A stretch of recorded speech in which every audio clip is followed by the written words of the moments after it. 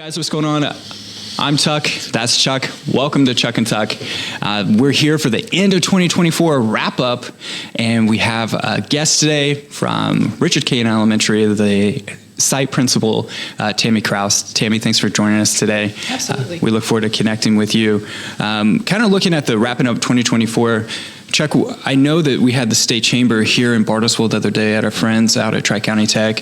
Why were they in town, and what were kind of the things they were talking about in regards to workforce development? Yeah, it was just kind of an overall perspective on things they've been working on, and on the education side, they happened to highlight Bartlesville. I know that Scott Bilger is involved with the state chamber, our board president, and I've been involved, so therefore I got involved in a working group the last it's been 2.5 years, maybe 3 now, but just trying to get some support, really thinking about just developing workforce and how does that impact K-12 education. And really with us, with schools, had a group of superintendents, and really our input was just to have some more flexibility to update some graduation requirements at the legislative level. And really, the goal there would be to have some local control to be able to create some opportunities for kids here to help prepare them for the workforce. And, it probably really won't impact our kids that are planning on going to college, but it will some. There could be some benefit there, but really will impact our kids that are planning on, going to work right out of high school. And that's about 40% of our graduates, roughly. So, yeah, so the state chair, I didn't realize they were going to be highlighting Bartlesville when they were here, but they did. And they've also, matter of fact, I've had other legislators mention they highlighted Bartlesville at their state talks. And so it's always good to have those conversations and have that little bit of influence coming from the state level. And that's awesome that we were part of that conversation, because I think back to 1932, and Justice Brandeis said that the way that our democratic republic is set up, each state is its own laboratory of democracy, and we get to innovate at a local level. And that reigns true for school districts, because we know our student body, we know our economy a lot better than most people do at a state or federal level. And now, the difference between, we hear a lot about block grants and categorical or category grants, but what it comes down to is giving us that control so we can make the best decisions. Because Tammie and I were talking about before we went on air was about some of the responsibilities and information that she passes along to her preschool graduates or kindergarten graduates going into first grade, as well as fifth grade when they make that jump up to Central Middle School with Dr. Hancock. So kind of talk about that and how that's been impactful for student success. So a couple of years ago, I had the opportunity to attend a school district where life readiness skills, career, college readiness skills was something that's focused on, and I immediately thought, oh my gosh, I can start this in elementary. So came back that same year, hadn't had kindergarten graduation since I've been the principal at Kane, and said we're going to do this. And when we had the little graduation ceremony, I had the Bruin backdrop.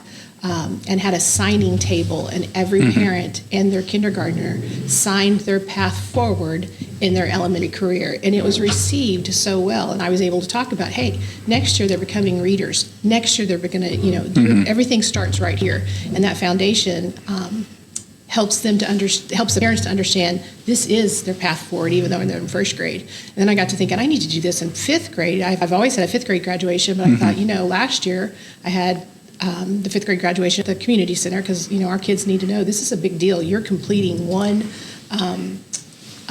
area of your school career, and you're moving to the next area, the next chapter. So I also did a signing table so that the parents understand, hey, they're starting their middle school path forward, and the decisions that they make is really important, whether they choose to go to college or they choose their career in life. So definitely something that we start ground level.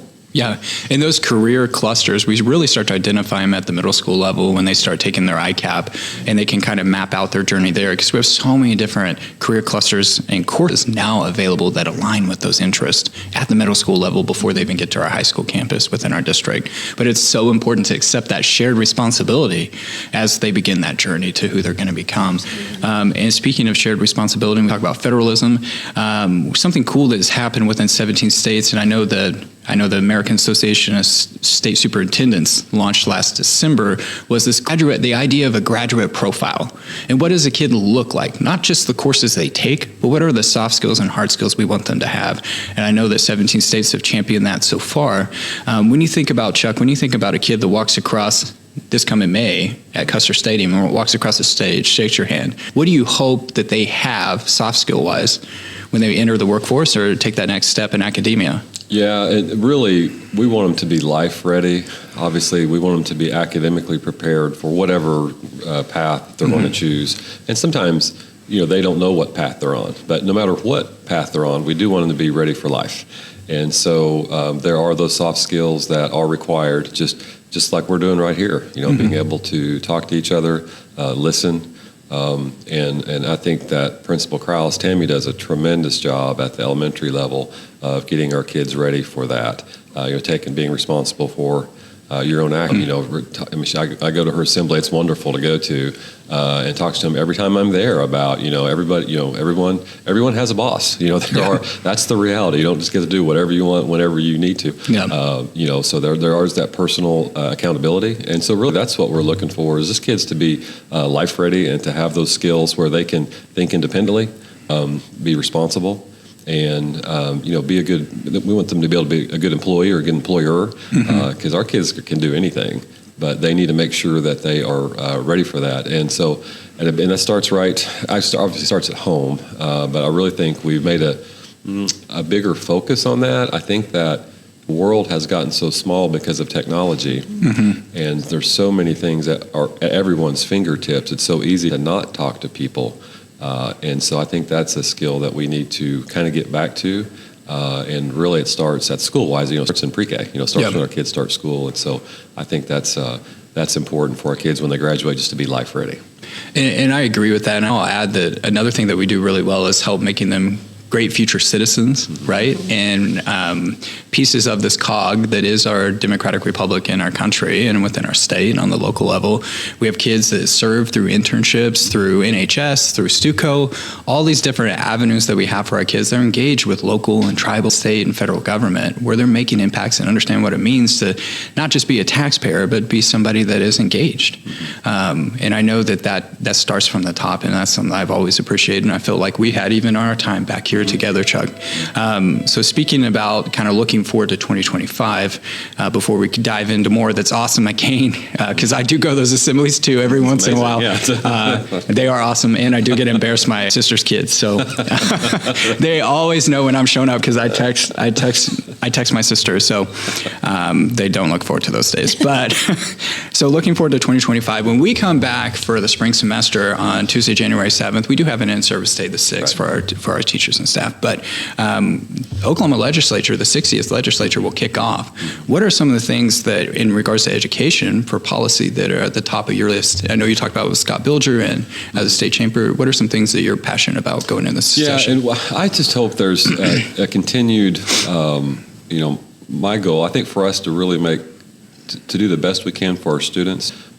We are best off with as much local control as possible. I was just talking to Tammie. Tammie had lived in Nowata before. I lived in Pasco before. And talking about just those are communities that touch ours, but they're very different. And so what school looks like or what opportunities look like there are going to look different for them, which is fine, than it is for our kids here. And so, obviously, I think with hot topic is with our state superintendent.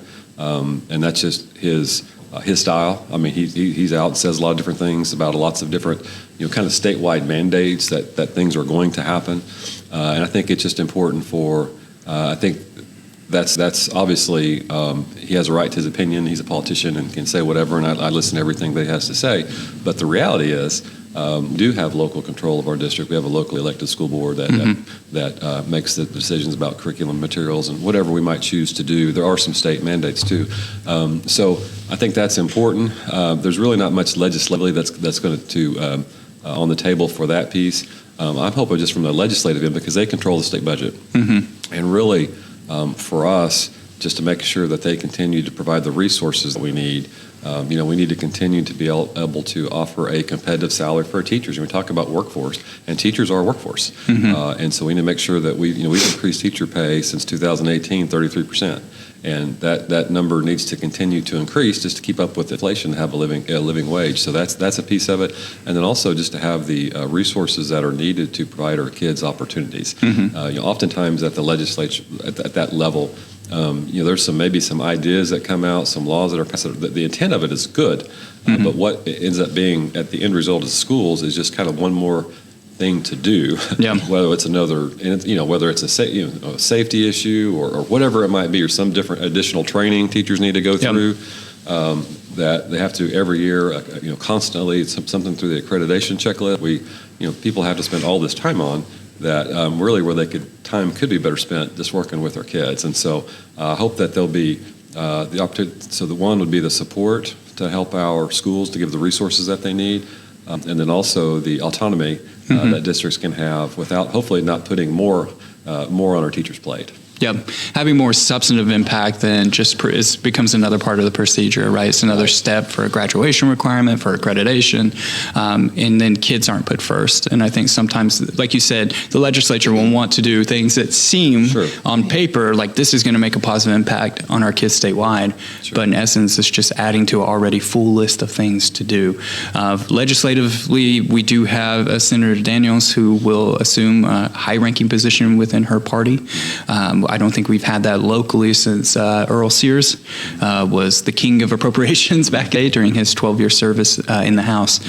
So we will have some local influence, which we always have our legislatures that reach out and work with you, Chuck. And we have a great locally elected school board, speaking of autonomy and local. So as we look towards 2025, talk about Kane and some things that you have going on in your school and how they're making positive impacts on your kids over there. All right.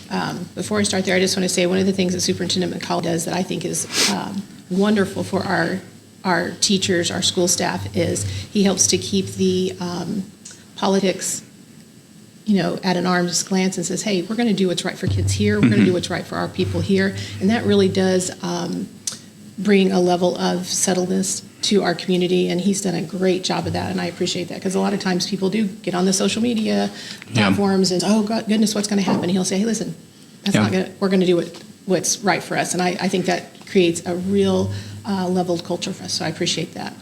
At Kane, gosh, nothing ever slows down at Kane. We started the year with an all school-wide read aloud. We read The Wild Robot, and it exploded to the point that the second semester we're reading book 2. The Wild Robot is a wonderful, wonderful book that talks about adapting to the change that happens in our life. Our kids sing the song every morning, the theme song that goes with it, they sign it every morning. Our art teacher, who is fantastic, dressed up as a robot for the homecoming parade.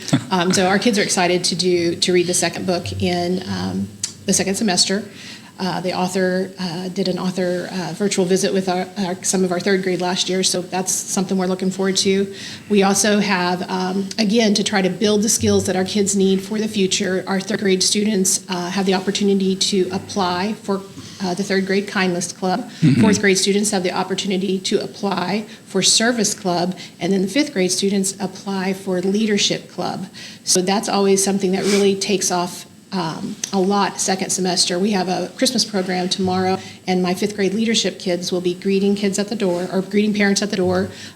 We've had one meeting so far where I've said it's really important how you look at people in the eye, how you shake someone's hand, welcome them to the building. Those aren't skills that are necessarily taught on social media. So we give our kids the opportunity to practice some of those social skills for when they grow up and go further in their career path. Yeah, Tammie, if you would talk a little bit about Kane. We're in the process on Leader in Me, and so that's something that we are in the process district-wide, but you kind of got to jump on that. Talk a little bit where you are with that process. So we talked about our daily assemblies. Daily assemblies has been something I've done for several years. It started with Great Expectations years ago, but what I discovered, it still meets my need and my teacher heart, because it's my time to model teach every day and kind of keep me in the loop of, oh my gosh, these kids, they've changed. I'm going to figure out how to engage them and hopefully be able to show the teachers how you can engage them.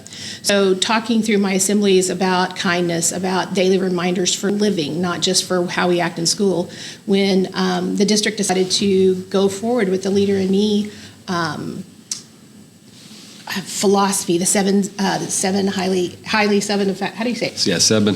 People are probably familiar with that Stephen Covey's work. That 7 habits of highly effective people. It makes sense in your head, but it's hard to say it out loud. I love the training absolutely thought, okay, this is good, but how am I going to get this to go across to the elementary world? And we're going to ask every teacher in 2025, August of 2025, to implement this into their classroom curriculum. So I thought, I've got to get a jump on this. So so far, I thought if I could teach my student body the 7 habits before August 2025, then we're going to be ahead, because our kids will know what the 7 habits are for and why they're important. Now, teaching 7 habits, Mr. McCauley, has not been easy. We are on habit number 4. So you think about habit number 1, be proactive. Those 2 words are not something that's a pre-K kid can understand. Yeah. So being able to come up with life lessons that are applicable for elementary kids, we have worked through it. My family student support teacher, Christine Gosha, has worked with me, and we create lessons that we can showcase during the morning assemblies for what does be proactive mean. Right now, the habit number 4 is think win-win. Kids, society, it's all about you either win or you lose. Yeah. And having the opportunity to teach win-win, you may not win first place, but you still can win in the growth that you made to get there. So really trying to teach our kids what those seven habits are, and then that way in August of 2025, there's not going to be something like, what are you talking about, teacher? Yeah. The teachers, I think, will see, okay, I can build this into my daily interactions with my kids, because it's not something, we're going to talk about the 7 habits and for this 30 minutes. It's what you do all day long and how you talk to kids. So that's been my goal this year, is to get those in place for the kids. And that's going to be so impactful on those kids, and already has been. I think so. And it reminds me of a lesson that the late Spence Rigdon taught me when I came back to coach.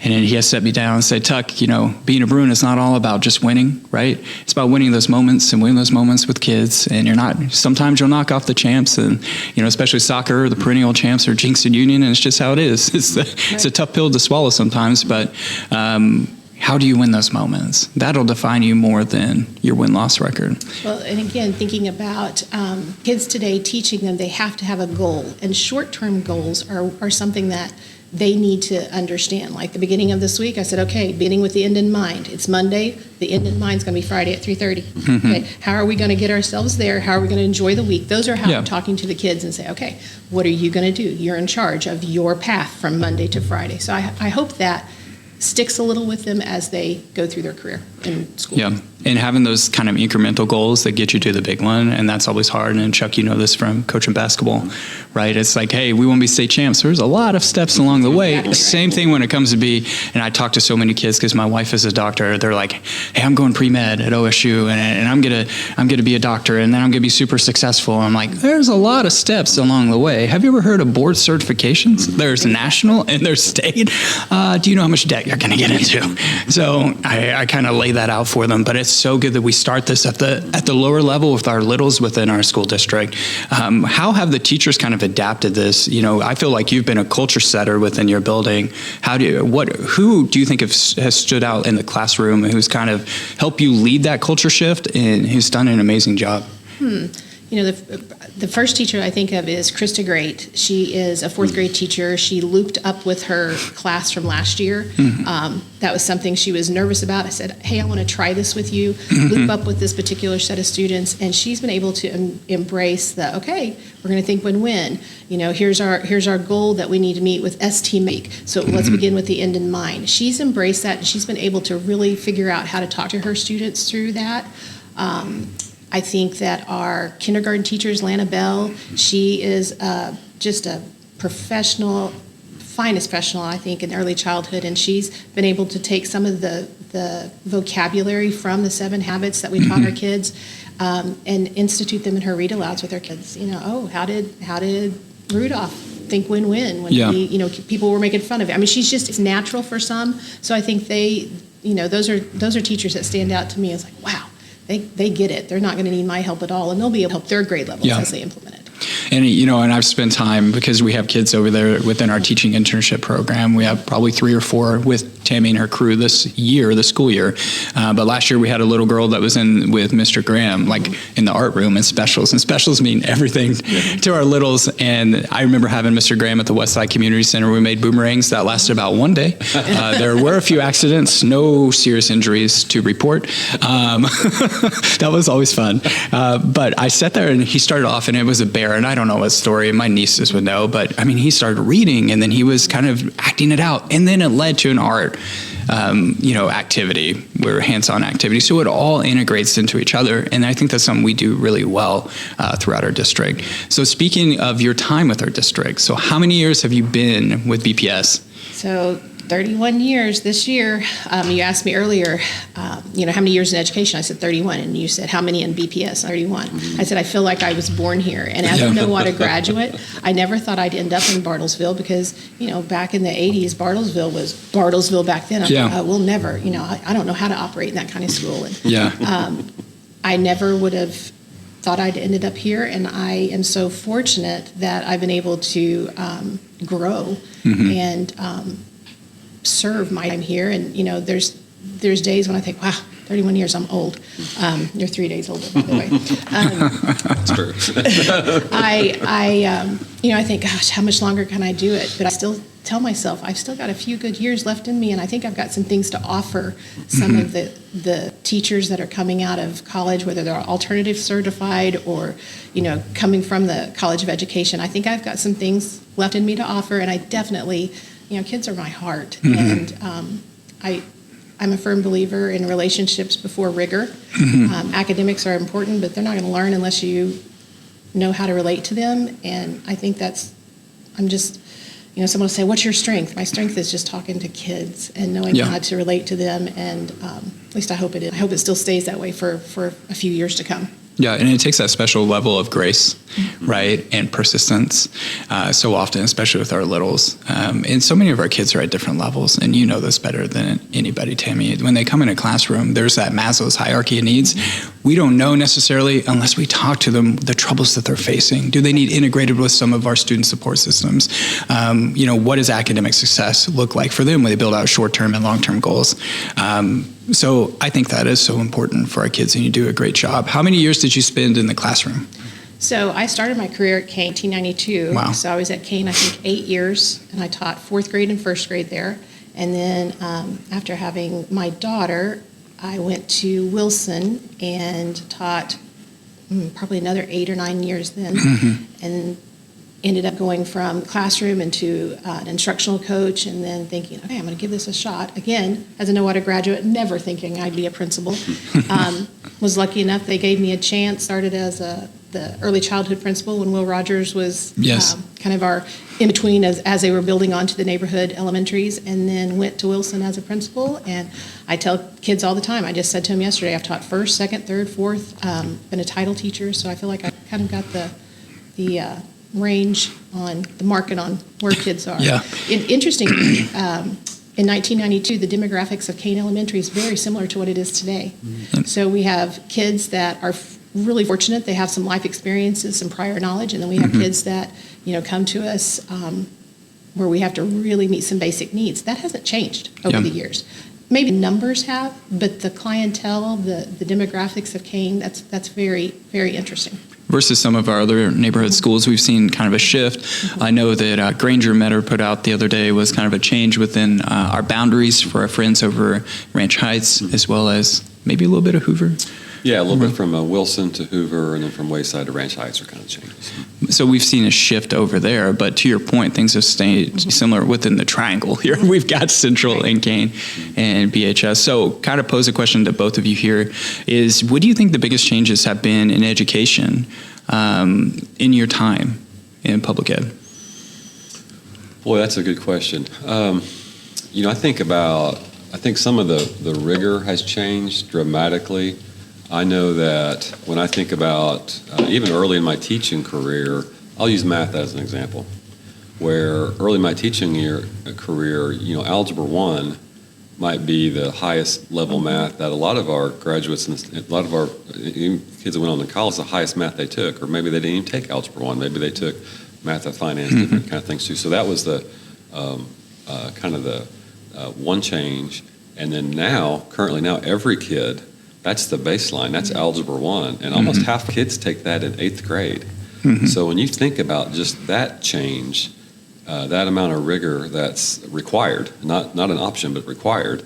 Now kids take Algebra 1 and 2 maths above that, and we're about to make a little bit of change we talked about earlier.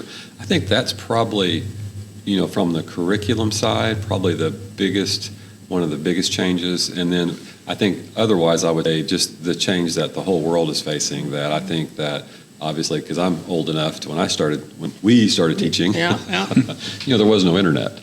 Yeah. And I know it's hard for people to imagine and thinking about, I know in Granger you mentioned some of his Bartlesville history, which is great, thinking about if they could get to a point they had a computer in every school, and then it was we actually get a computer in a classroom, just all the technology changes that have come along and how quickly that has shifted and adapting that and preparing our kids through all those changes.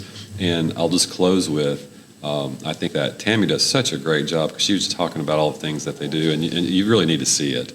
And Kane's such a cool school because the demographics are our world, which is that is life. That's where we are. I mean, you're in a little bubble there, and it's great. So you have the across the board, and really does a great job, because all the things she talked about, from the leader in me and just the personal accountability things too. And that's when you talk about, that's for me, that's going to help our kids be life ready when they graduate. And the reality is, for us as educators, we are to fill gaps for our kids, because many more of our kids maybe aren't getting that. Maybe the demographics at home are a little different. Yeah. So therefore, we're having to kind of fill in some of those gaps to help meet their needs. Yeah. And there's more of that than there was probably when I started teaching. Absolutely. Same kind of thing in the elementary world. I've watched the shift. I know when I started at Kane 2 days before school started, I was hired 2 days before school started, I literally had a box of chalk and a stapler. Okay, going to work. Technology, it's a blessing and a curse. Teachers, they don't know how to teach really without it, because that's where our world has moved. So, thinking of some of our fun theme days that we do, and I know like Wilson has done it. We do an unplugged day where it's like technology free, and everybody learns what it's like to not use technology at all. My 5th graders last year goes, we used a dictionary, and I'm like, it used to be a punishment. It's such a different world for our kids, and how they interact with textbooks and their learning programs. I think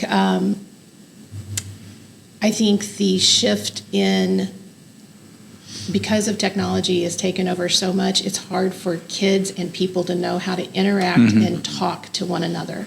So again, I think we have to really devote some time to teaching kids and adults how to interact, because every employer that talks to Mr. McCauley or us will say, hey, we need kids, we need graduates coming out that know how to work together in a room, not behind a screen. So I think that's something that's really important in a shift. And Anthony, before I forget, I'm not sure this will be available before, when this is going to be available, but next month, January 20th, I believe that's when our current 8th graders will come over to the high school and start that whole process.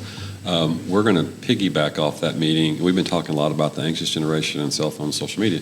And so we're going to have a session for parents. So we encourage all high school parents to come, and we're going to do others at the middle school to focus with our elementary kids, kind of different levels. But kind of the goal would be, I would give some information, as well as Judge Backlaw is going to join us, get some parent and a kid, have students kind of, because the whole deal is we're not necessarily trying to adopt some policy that's going to fix everything at the school with all the world that we live in. We're just trying to make people aware and try to help.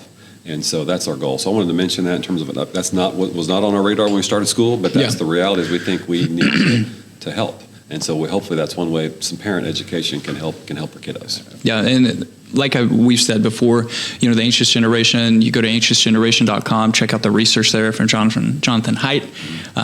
It's a great book, and I know that our leaders within our district have really been focusing on that, and Judge Vaclaw and I were talking about that the other day on the alumni chat, and he just talked about the changes within the classroom that both of you, hinted at. Was that I remembered the fun time of walking down Oak Park Elementary and going to Miss Ledbetter's computer lab class. Yeah. And it was like, all right, let's go. No Oregon Trail, but I'm going to get through whatever this typing assignment is. Same thing when I was at Central with Mr. Rovenstein out there, which is now all the cafeteria. Back then we used to have home ec and typing class, as some of you don't know. I was thinking as Tammie was talking about changes in education in our career.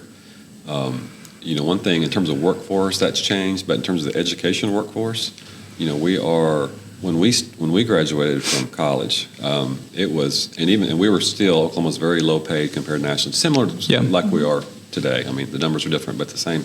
But it was hard to get a job. Absolutely. Yeah. And it's hard to. My wife, my beautiful wife, secondary math major. She's a math education major, and she graduated and top of her class. I mean, brilliant, and she couldn't get a job. Yeah.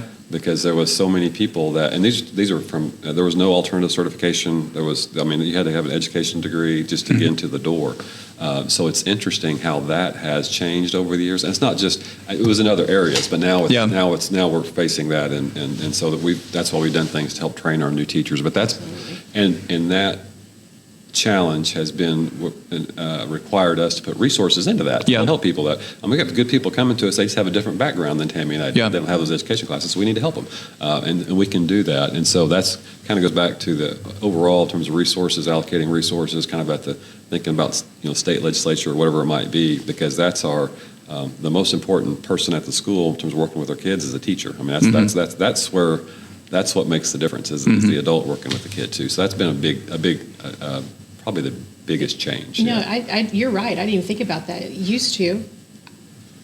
We didn't have to go and search for candidates to hire. Yeah. I mean, we had a whole, we could pick from any of them.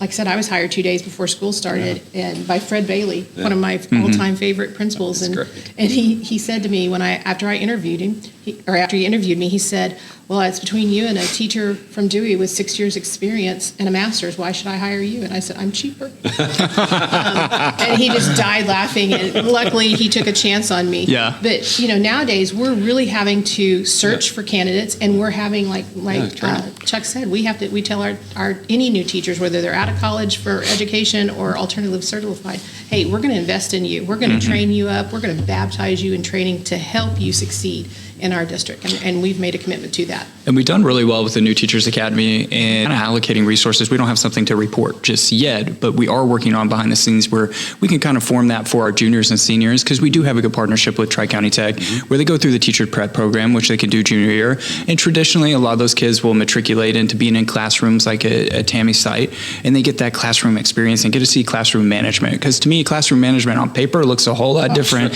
than classroom management with a bunch of kindergartners running around with sugar on the second to last day before semester's over. So we're kind of working on that and working with our higher education partner to give them some free concurrent credits that we can then transcript as elective credits here at our high school level. But it starts younger to get kids within that field, and it starts advocating on the state level that we raise that ranking so that we're no longer 48th, 10 years or 15 years from now when my daughters are looking for their careers, right? And if they want to be educators, I'll fully support that. But I'm hopeful that we provide them with better economic means than where we are now. So speaking 2025, to wrap up, what are you most hopeful of for the new year? Tammie, I'll start with you. For the new year, I'm excited to see the path forward with the Leader in Me program that we're going to implement.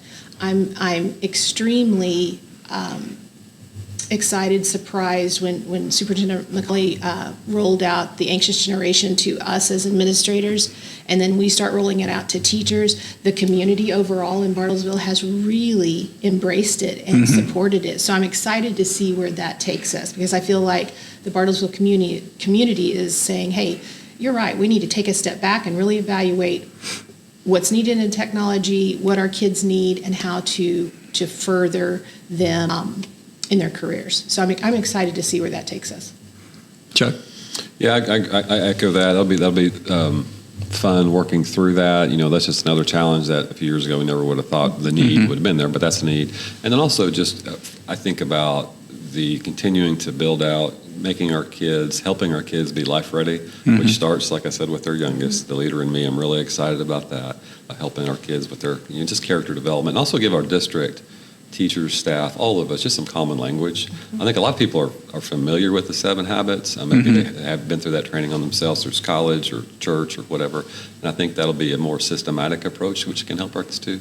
And just continuing to build out kind of at the older kid level options for kids. Anthony, you're doing a great job with, you talk about the internship program. I think we have 150. 160, somewhere around there. It's growing. Because once they find out, they're like, I can leave school 2 hours early. They line up about right now, and they're like, hey, Tuck, what can I do? What's left? You think about that. We have 91 kids taking a construction class, in addition to all the other things that we've always done. But which those are things. Just think about those 2 things: that the internship, and then 92 kids taking construction. That's something that wasn't even on our radar 2 years ago. So just continuing to build out those opportunities for kids. And they'll continue to proliferate. Okay. I saw a video on social media from our friends at Broken Arrow. They had their staff perform, now the administrative staff at the district level, perform some Christmas music for their holiday party, and the superintendent could play an instrument. Do you have any hidden talents that we don't know about, Chuck? I have 0 talent. Oh, gosh. I thought you were going to be like, I am Batman. I have no talent. Sorry. Tammie can do some things. Yeah. She can sing and dance. Well, I will say your talent is you encourage us to run a lot. That is true. And I have yet, that is not my forte, and I've asked you every year that we have our brew and race, I would prefer donuts and coffee versus an early morning run. Yes. So, he's very talented. Don't let him fool you. But no, what is it, the guitar? You're not going to pull out like an 80s guitar. What was that guy like? Oh, I want to be sedated. You know what I'm talking about? I got turned into the pizza roll commercial music. But that's what I think. Just jam it out, Chuck. We can make it happen, and then we'll just add in the music, overlay it, and nobody will ever know. That's not Chuck on the guitar. It's amazing, but I don't know if it's that. Okay, well, thanks for joining us on this episode of Chuck and Tuck. Stay tuned after this episode for an exclusive interview with BHS class of 2025 senior Lucas Cobb, as he talks about his experience and the employment skills program, working at the movie theater and being able to leave early, and what that's kind of opened up for him for his post-high school opportunities. So thanks for joining us. Happy holidays, and let's have a great year. Let's go Bruins. Hey guys, it's Tuck. I'm here with BHS senior class of 2025 member Lucas Cobb. Lucas was unable to join us with Chuck in studio because he has to take a final during the time that we have this month's session being recorded. So Lucas is part of the employment skills program here at Bartlesville High School, which is new this year, and he was part of the internship program last year. So what are some of the biggest things that you've learned about our community and the available career pathways within Bartlesville? I've learned that there's a lot of opportunity, a whole bunch of opportunity from places like the airport, the Phoenix hospitals. Phoenix Rising. Yeah, there is a lot of good opportunities, and what Lucas is referencing is we did bring in folks from Ascension St. John, Jane Phillips here at our local hospital, as well as Phoenix Rising out at the airport. They do amazing things. They have a lot of mechanic-based positions open. They work on Falcon jets, which are very large, awesome jets. And you'd be surprised, to Lucas's point, to all the things that we do going on in our community. Some things, they just happen and we have no clue, and we get this, especially kids and myself, sometimes we think, oh, nothing's going on. And when it comes to aerospace, or aviation, but little do we know there's, the number one Falcon service company in the world. We'll go with that, right, at Phoenix, is right here in Bartlesville. So Lucas, this year, you were able to take advantage of the new employment skills program and leave school early for your job. Can you kind of talk about the benefits of that? Yeah. So the benefits of the employment skills is going to be I have a couple hours off of my day to go and advance in my employment. I'm allowed to request to work a little earlier, so I have some more fluid hours, some more flexible availability. So I'm available just a little bit earlier instead of that awkward 3:09 time period. So I'm available more around 1:30. So it's a more afternoonish shift. I'm not just rushing from work to school, back to work, or whatever. So you're able to, and what it does in essence is you're able to take away 2 electives, right, to unlock potential more earning ability for you at your place of employment, which you work in the movie theater. So I have to ask you, favorite movie, top. Give me your Mount Rushmore, your top 4 favorite movies. Mount Rushmore. Okay, so number 1's got to be Spider-Man 2002. Okay. Tobey Maguire. Yeah. Best Spider-Man film ever. I mean, number 2, recent one I've seen is Interstellar. It made me really think. It went back to the theaters recently. Yeah, I missed it. Don't remind me, please. I couldn't get it. Yeah.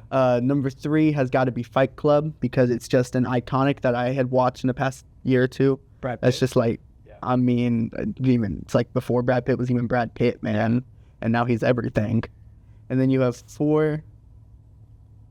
I think I got to give it to Avengers Endgame. I mean, it was just the conclude to a beautiful story. The cherry on top. I mean, Infinity War was a beautiful film, but Endgame was just it. It just finished it off with a bang. And it saw the introduction or the reintroduction of a lot of characters that people fell in love with through the comic books or through TV series prior to Endgame, that they had a strong affinity for. So, okay, what do you think your next steps are for once you graduate high school? What are you thinking for career-wise? I want to get into the culinary academy. Is my main goal. I will, of course, attempt to just... I'm very good at computer technology. I seem to just not like know it, but at the same time, I can understand it if I look at it and just think for a minute. I seem to just understand that. So that is a backup, I feel, for me. Yeah. But I love cooking. I will always wake up and just want to make something, do something.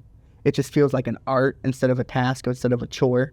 Yeah. And so I feel that would be an amazing skill to get myself into, to fully understand the art of baking. I mean, computer science gets paid decently as well. So you have some different pathways. Yeah. That you're kind of looking at. Ability open. Now, what do you want people to remember about you? Because you're getting ready to cross that threshold when you cross the stage at Custer Stadium come May, and you're going to move on from this era of your high school era. And I'm not going to say Taylor Swift. That's too cheesy to say right there. I just want to be, I guess, I mean, I'm not going to be remembered for my academic accomplishments as much as I would like that. My past holds me back from that, regardless of what I make this year, regardless of what I make next semester, regardless of what I make whenever. But I want to be made for my personality. I want to be remembered for how I was here day to day, how I will, regardless of rain, shine, or if I'm not feeling good, I'll still somehow crack a smile. I'll still make a joke. I'll still, keep a positive personality. And I want to try to maintain that as much as I can. I want to try to be remembered for that instead of being remembered for what I did. I need to be remembered for how other people felt when they were around me. I think that is wise words beyond your years, Lucas, because at the end of the day, yes, like you want to achieve as much as you can, academically, financially, whatever it is, and you strive for it. And sometimes we fall short, and that's part of life, right? If we all achieved everything that we set our minds out to, then failure wouldn't exist in the dictionary. And failure is what motivates us. It doesn't define us, but it motivates us to our next version of our better self, right? Okay, give me a favorite memory you have with me, because I've had you in the classroom and now in your internship program. Favorite memory?